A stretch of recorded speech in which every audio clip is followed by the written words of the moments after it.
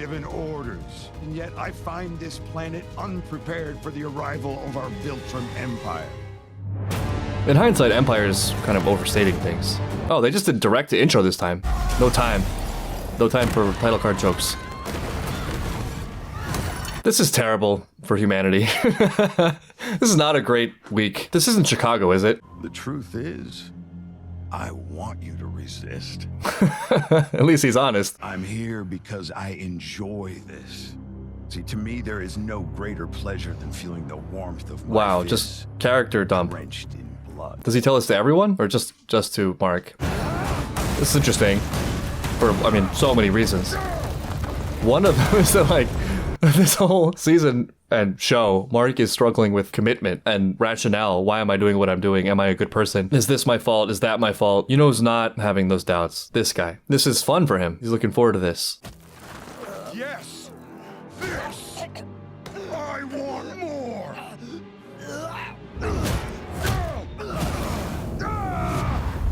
This is finally also something Mark can just go full strength on and full power and doesn't need to really worry that much. And he's been training. He's been training. He actually trained. That's the real character growth of season 3. I mean, there wasn't really that much else. Though I think this season, at least for me, I feel like it is development through inversion, maybe. Like, I feel increasingly clear on what Mark needs, which is to lean into his conscience a little bit. In this season especially, it seems like he's getting lost a lot in, like, things went wrong. What was any of it for? And it's all my fault. And it speaks to something that is out of my control, which is like some deep fundamental nature of myself that is from my DNA or my father or this and that. When at least from an outsider's perspective, I feel like what we've seen is when Mark acts from his conscience and doesn't give in to emotion or external pressures, he's a really decent kid and he'll probably do great things.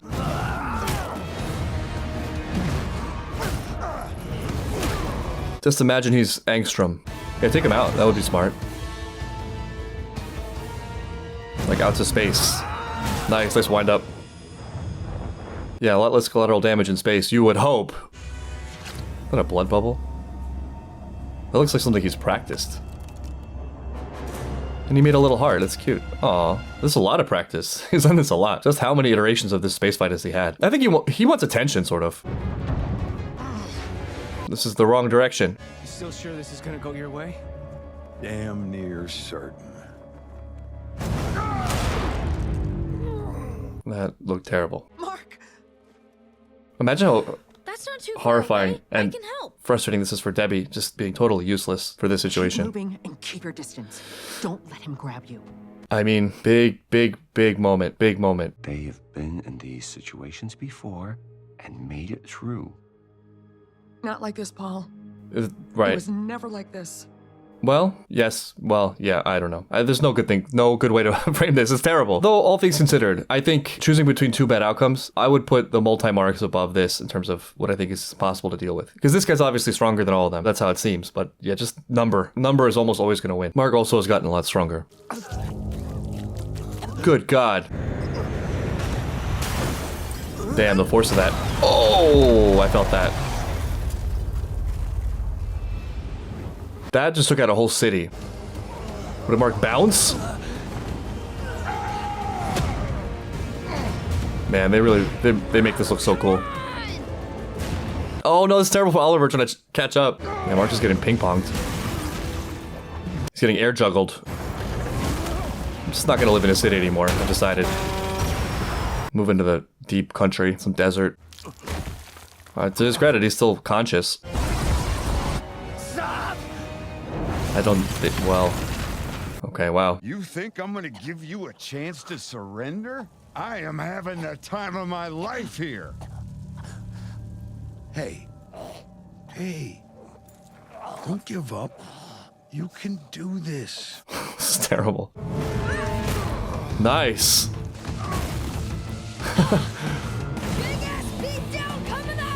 I'm really worried for Oliver though. Oh God, there it is. That happened quickly.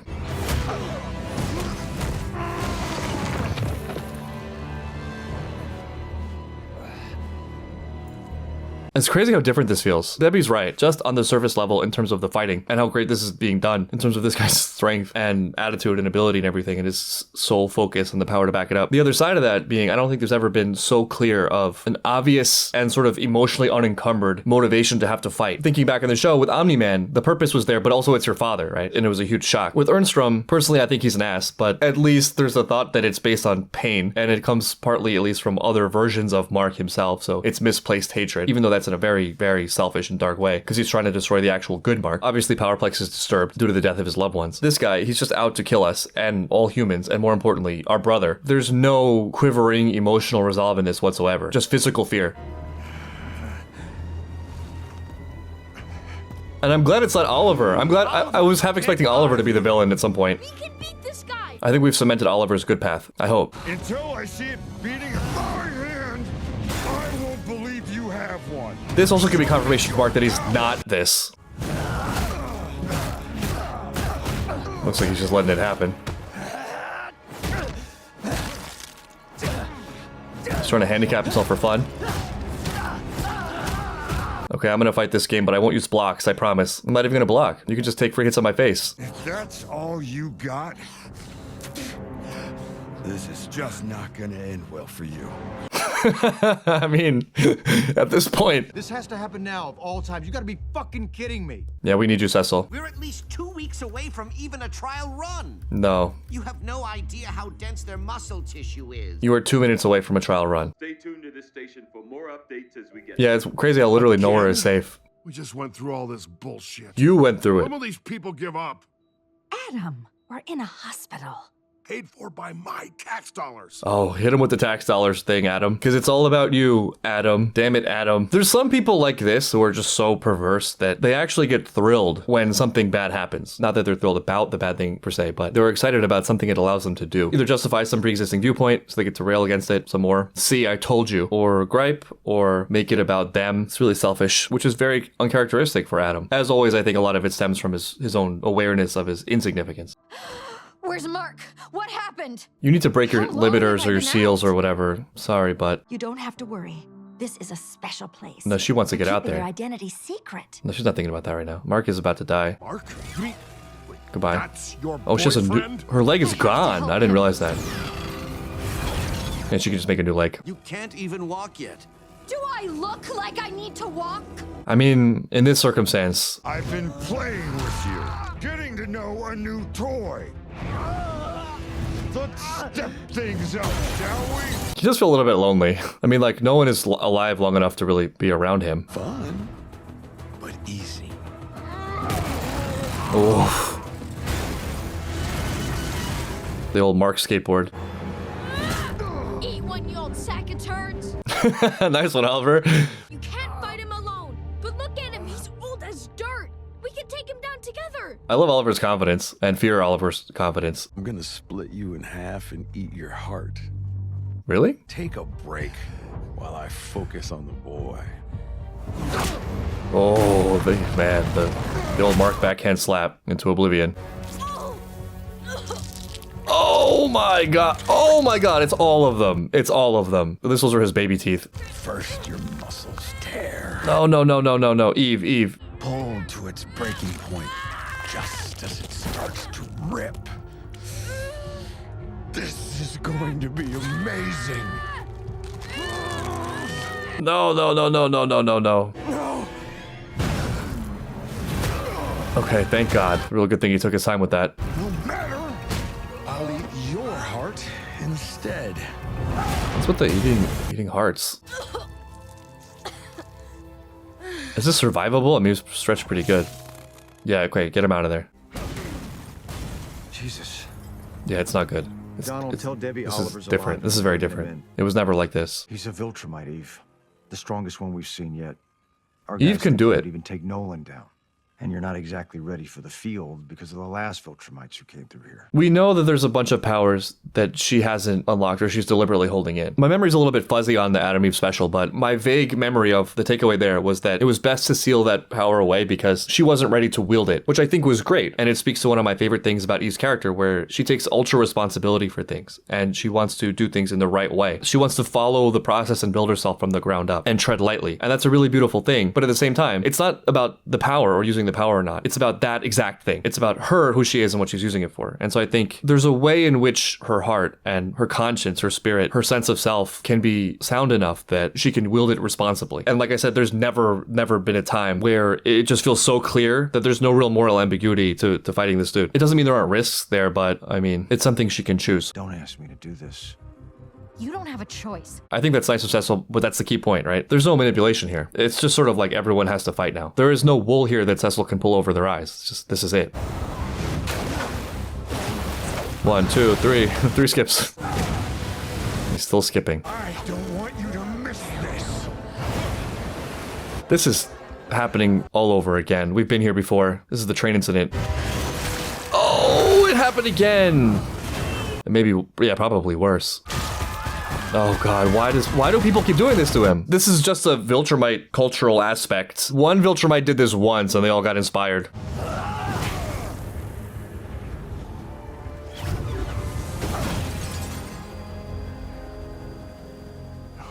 I know how you feel, and yet you have to work together. You can't be in conflict. Oh, that's terrible. Such concern for others' safety. Yeah, you just gave him motivation. You are pathetic.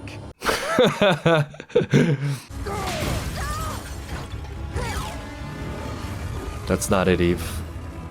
You've got problems of your own, kitten. Maybe lure him into thinking you're weak. I think it's gonna take more than that. I don't think you want to take any blows from him. This is it. Yeah, this is it. Right. Density of the air. I think you gotta like rearrange him. You could always like rearrange all the non-vital parts of his body, you know, his arms and legs. Eve also should have been training. Instead of being in school, school is the real villain of the show. See, I was right all along, just like I thought. Architecture classes were a distraction from the beginning. It's a good thing we got those architecture permits. Yeah, range game is really good though. Clever. A range game plus Mark would do a lot if Mark can stand up.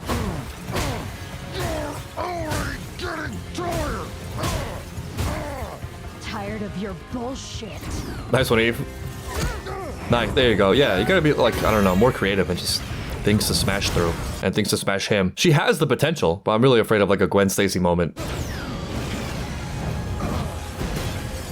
This is so cool. Yeah, like this. There you go.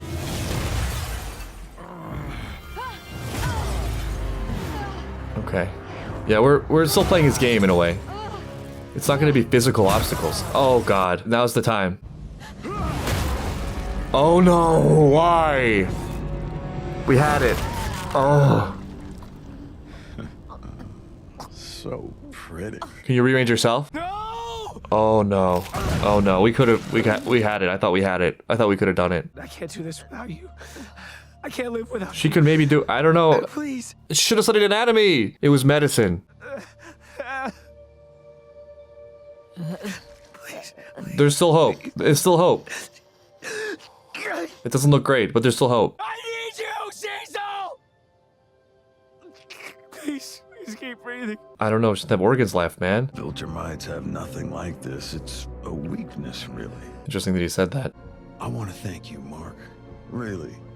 You know, it's not often I get to cut loose like this. Usually there are so many mission parameters, so many things not to destroy, people not to kill. Speaking of being able to let loose, You did something to piss us off, and I thank you for it. Mark's gonna blame himself for this. I can see the future. You don't live to see tomorrow. Wow. After all I've done, after all this, you still think you can threaten me? Not an important point, given the significance of the scene, but we did see the future once, and he wasn't in it. He just stand up with his fist. Oh! God, God, it's terrible. Well, at least we get a hand, evenly. Mark's got one arm and one leg. Getting mad doesn't make you stronger. That's not how it works. Biting. Interesting lesson there. Mark survives this, he's gonna have learned a lot.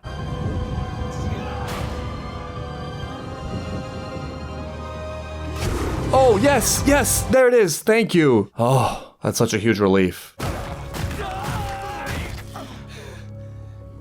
Keep going. Now is the one time it's okay to keep going. All right. Oh, God. You need to give him the earn some treatment. I am so lonely. Yeah, I can tell. You look lonely. The other Viltrumites are scared of me. And you kill everyone you encounter, so... Talks to me. Yeah, he just came in here like telling his whole life story, looking for something, some kind of attention or sympathy or something from his victims. He kind of needs his victims for company, which is bizarre. He needs his victims to like appreciate him. That's maybe the one thing saving them right now is that he's doing it so slowly and deliberately and trying to get the maximum amount of appreciation from them in the most warped way ever. In stereotypical Viltrumite fashion, the scale is how powerful you are. And so it's something like, I'm so great, I've done amazing things in power. I'm the most powerful. If I demonstrate my power on them, maybe they'll love me for my power. Please, someone tell me I'm a good boy. I'm the best boy. I'm really strong. This is the dude that took the Viltrumite morality to its ultimate goodness. You messed up, dude. You need help. Can't we save him? I'll be your friend if you just stop it. Stop all of this. I can give you more attention than your Viltrumite masters. No one wants to be my friend. They think I am unstable. I'll be your friend. I mean, well. And as I get better at it, they fear me more and more. I'm doing more of what you say, but you hate me more for it. I am a victim of my own success. Conquest. I don't even get a real name. That's a pretty cool name. He's almost as big of a victim as Adam's tax dollars. Some days I feel so alone I could cry, but I don't. Imagine Mark hearing this. Not a single person in the entire universe would care.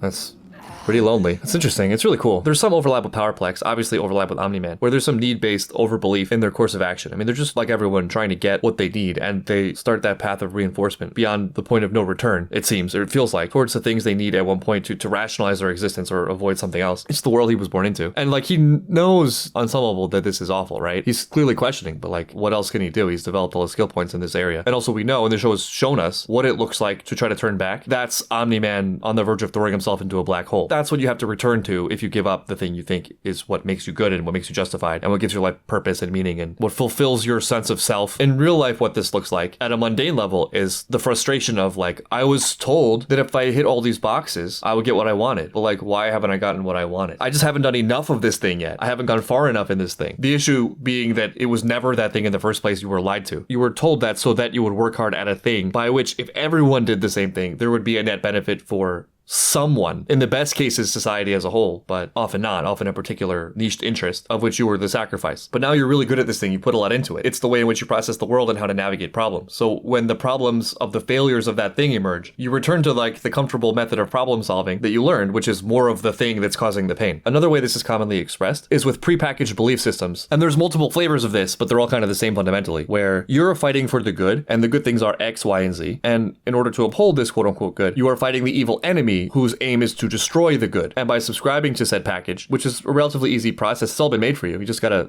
agree. The hard work's been done. We've given you the package. You just need to take it. You then get to receive the title of righteous and good and holy, moral, whatever. And you get to fight the enemy, which is bad. And so you also get a purpose with it. You get a good identity and a purpose simultaneously with no real cost. No harder reflection, no soul searching, no contemplating your own weaknesses and ineptitude and the inherent danger of living in the world. The mountains you would have to climb to be anything resembling an actual, resoundingly, deeply, richly good person. The personal demons you'd have to conquer, the pain of your own failures you'd have to accept, admitting that for almost everything ever in the world that you're not explicitly, deliberately dedicating all of your resources towards, you don't know anything. You're horribly insufficient. There is no inherent goodness. You are never a thing in a complete way. You're only your choices moment to moment, and you have to approach those one by one, step by step, and can get it wrong at any time. Things that happen close to the locus of yourself, things that you interact with, are fundamentally tied to you and are largely your responsibility. There are no excuses. There is no one to blame for the net totality totality of your experience in life. You don't want to do that. And it feels pretty good. It feels great. You know, it's nice to be a good person. It's nice to feel like you're a holy warrior fighting for justice against that evil scum over there that wants to destroy everything that is holy and good. Of course, the very group you're affiliating with and receiving this package wholesale from will be so quick to shift you into that evil category the second it's convenient for their narrative. You're just a soldier ant for the group. You're completely expendable, and your well-being, your growth as a person is not only an insignificant thing, it actually probably is in opposition to the goal. But you're already in so deep. You've already made this your whole thing. You've put so much energy into it. You've sacrificed other things that actually were good and were important for this quest. It's a real life deal with the devil. It's trading your soul for some immediate reward. There's no going back from that, typically, because going back means going back to a worse state than you were before because you've just lost everything you're used to. You've lost all the goodness, and now also you're bad because you made a huge mistake and you've done terrible things. This whole problem emerged from the fact that you couldn't handle looking at yourself honestly. And ironically, in some way of looking at it, you're now the worst person. Not even because you were bad, but because you were so weak. You were so weak you capitulated to false promises so that you could feel good about yourself. It's hilarious in a really sick way that I was joking about the comparison between him and Adam, Eve's father. There is overlap there in that this kind of person needs this so much. They're willing to watch terrible things happen, even revel in the destruction of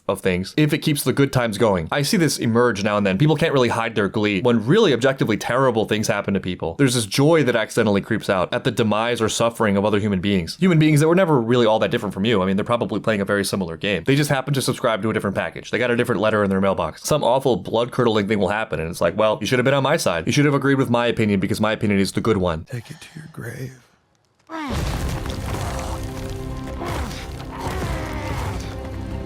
Conquest is Yu's father with amazing godlike physical power. She's just pure energy or matter. I don't know. I don't really know physics. Just pure. There we go. Oh, yes. Oh, it's so satisfying. The real victory here would be like not to kill him. Jerk. He's kind of a jerk, yeah. That's fair criticism. But yeah, you should have done a little more. He's weakened. Hit him in the exposed bits. Okay. Still the face. His strongest part. Got more than enough fight left in me for you, boy. That's two hands now. Not enough. Not nearly. So you got your head, yeah. Is this what you wanted? This is real I mean, this is real. Enjoy yourself. Yeah. Just use his head against his head.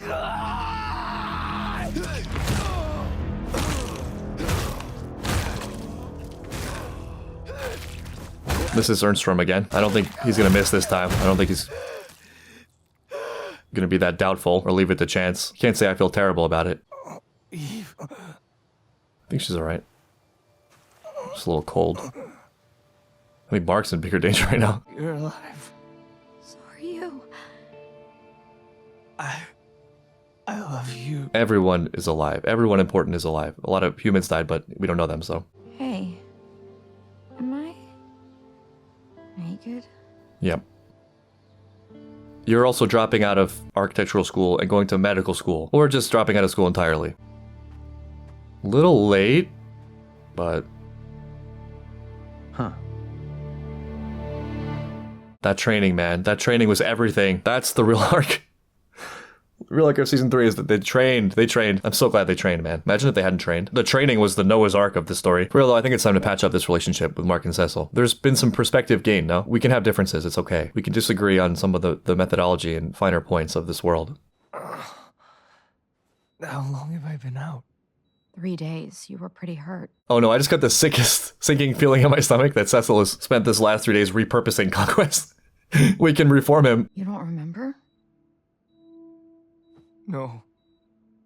How far back does it I go? remember everything. Okay. How's Oliver? I was given powers while I was still in the womb, but they put in mental blocks to limit what I could do. That's the only reason I can't change sentient matter. Okay, she hasn't fully overcome the blocks. That's what it is. It's not a conscious choice. I forgot about that. We need to overcome those blocks while developing our character. I would have died without you. Me too. I'm just gonna assume Oliver's okay, since no one's okay. He was just one Viltrumite. And I bet now that We don't know, yeah, we don't know a about whole lot more on their way the down. number. I had, of course, But it's true, yeah, there's already enough considered this, to make it a big problem. but hearing Big, it put big so problem. bluntly. Good. I don't care what it takes. That's the issue, Cecil. Though, like, I mean, I don't know. I am so sorry. Why? for everything. When I married All the your normal life father, talk. I didn't know the life I'd be giving you. That's fair. Not your fault, Debbie. It's my fault.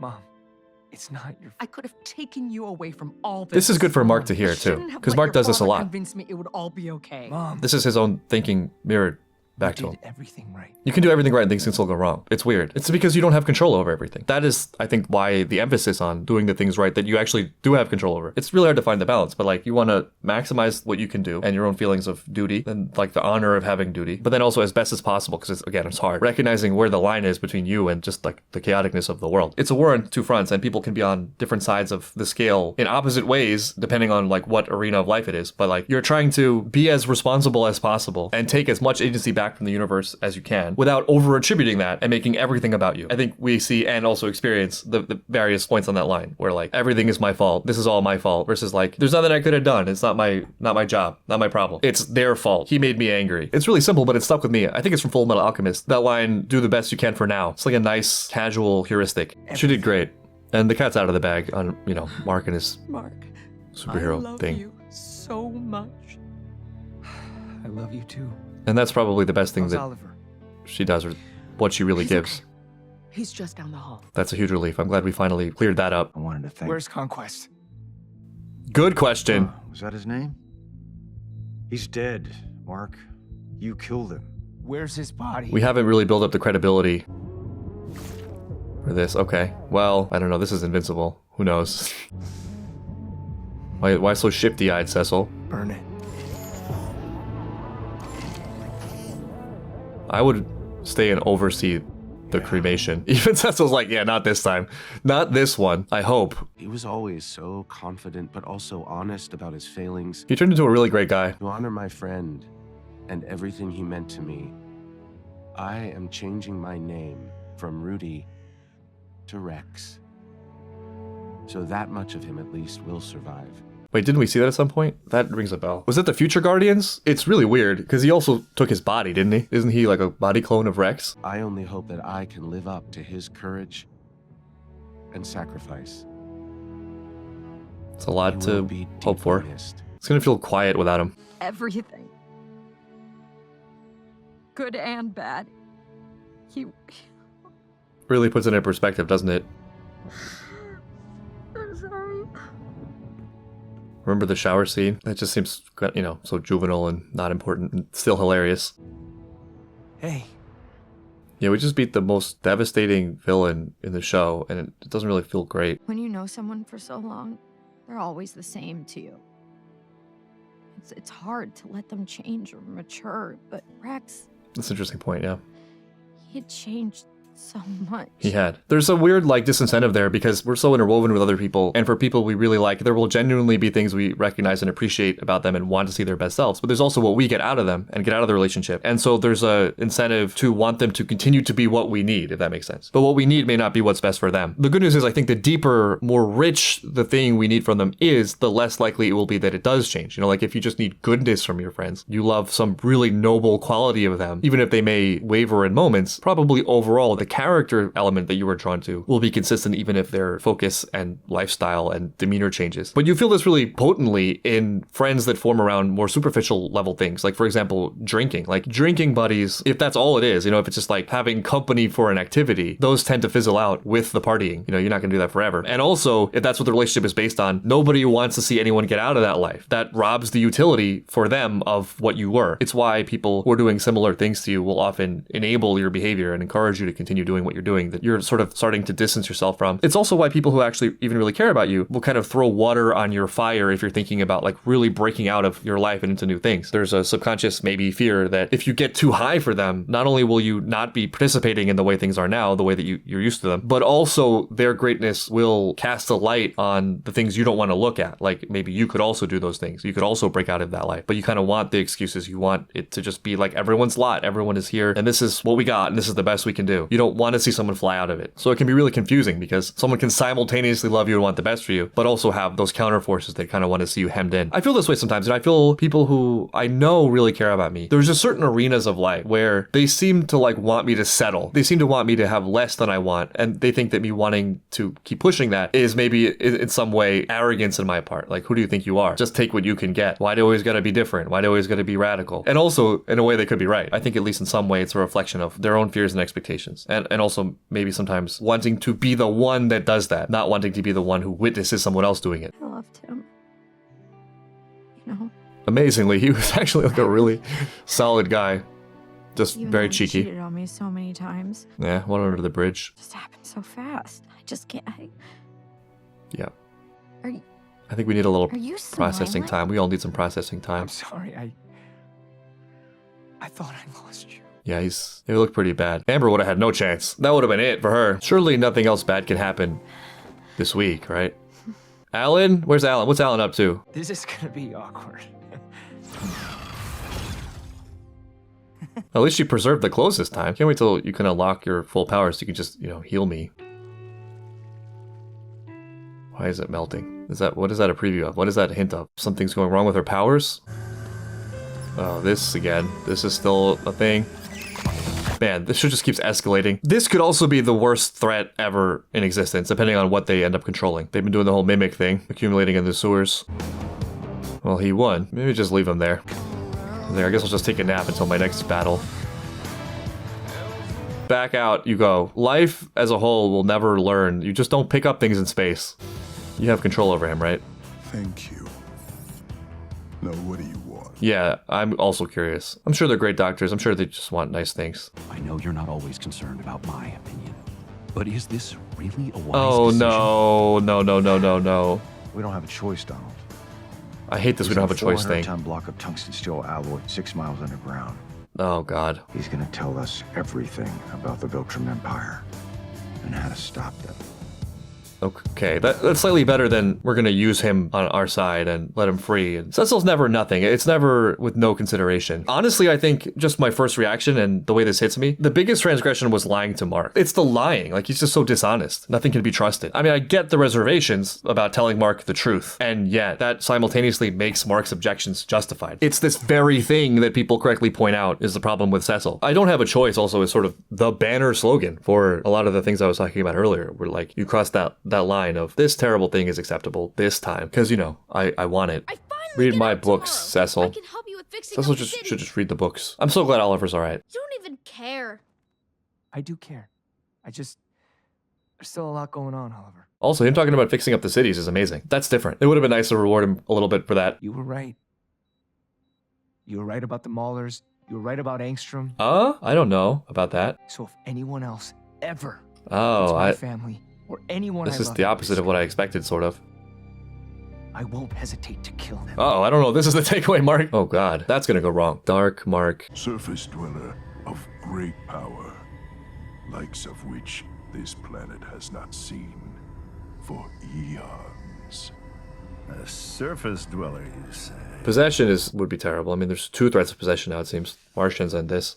His blackened heart will be bound to your service, Dark One. Or could he be talking about Collateral? Colossus? Conquest. Okay, it's not great. We're not out of the woods yet. Mark's resolution at the end there is tough, because it's not at all unsympathetic or hard to understand. At this point, after everything he's been through, I almost feel like it's right, just with some fine-tuning. I actually would love to see this kind of firm, unwavering resolve and commitment from Mark. I think that's been largely his struggle, which became especially noticeable to me this season. He needs that, but for the right things. And it's not like killing every threat or killing every enemy. Maybe it's just a subtle distinction in focus, but I think the way it plays out is dramatically different in its consequence. Where it could be something more like, I will do anything in my power to defend the good or to help people. And yeah, if there's some force that invades like Ernstrom or Conquest, you do whatever it takes to stop the threat. But that's different from how it feels, where this is like angrily, I will murder anyone who poses the risk of doing damage, of hurting the people I care about. It might sound like I'm splitting hairs, but like I think there's a fundamental difference in, let's say there's an invader and the aim is protecting my family. I'm gonna stop the intruder from harming my family, versus like anyone who comes in is getting shot in the head. Or maybe it's the split between just justice and vengeance on the wrongdoers. Wrongdoers must be punished versus the aim of defending the good or protecting the good or doing good things. They're not the same thing. The reason I think this is important for Mark as a character and where I can see this going off the rails is starting to use that as a justification for crossing key lines and being the wind behind his back to push himself over his own reservations and his own conscience, to allow his anger to take over, to start using this as the same kind of mistake that comes up in this episode and with a lot of villains. Because I'm doing it, it's good. I've identified a good thing and now I'm good. The journey is over. There need be no more questions. If my fist hits it, it is justice, which is dangerous for someone with Mark's power. You can make the same criticism of Cecil, though I increasingly feel like Cecil actually is grounded to very important things and maybe has a deeper value set than Mark does, but nevertheless has the stated ethos and does actually cross lines based on this ethos of I have no choice. Anything is okay as long as the planet is safe. And it's like, yes, I get it. There's something to that, but there's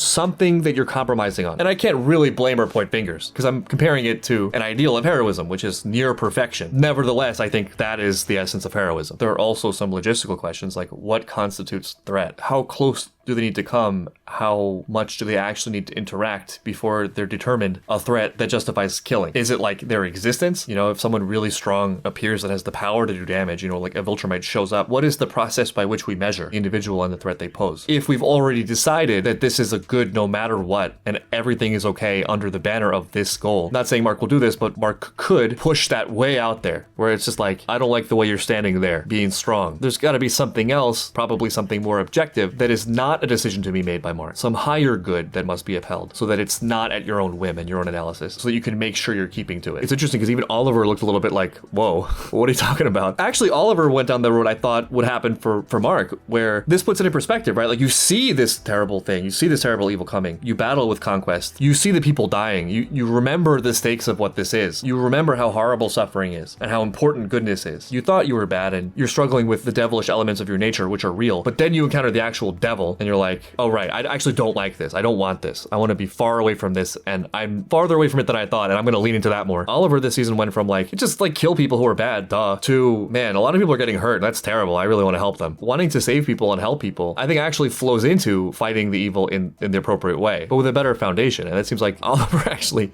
sort of going that route, though it's hard to tell with Mark's influence and, you know, he's young, a million other things could happen. Though by next season, he'll probably be 55. Oliver as a whole exceeded my expectations. I wasn't really thinking about his emergence as a potential hero candidate. He was kind of there as a weird reminder of Omni-Man's narcissism and a challenge for Debbie. But I love what they did with him. His arc was one of the most compelling of the season for me. I love the brother dynamic. I think one of my favorite moments of the show comes from this episode where you see Mark and Oliver fighting side by side after Mark's rescued him. And you're like, yes, this is right. This is good. There's no question that this is positive and strong and noble. Two brothers fighting against Conquest. I mean, that's it. The season overall, I'm so thrilled. I'm so happy that it can continue to be this quality. This season, I think, was spectacular. Again, recency bias, gotta be cautious, but I would say very strong contender for best season. For me, it's head and tails above season 2. Season 1 is a contender for best just because of, I think, the novelty of it combined with the significance of some of the moments that we had never seen before, like Omni-Man's betrayal in the first episode and the final scene with Mark and Omni-Man. Season 3 suffers from being the third season, and so the novelty is lost somewhat. We kind of expect that from Invincible. But in terms of just the actual quality of the events and things that happen, this is phenomenal stuff. I think there was maybe only one episode in this season where I'm like, this feels like the payoff for this episode will be later. This is mostly detail hashing. For the most part, they were all relatively strong on their own, with the latter half of the season just being stacked. Like you had Abe Lincoln's future meltdown, you had Powerplex, which Aaron Paul crushed, the multi-marks,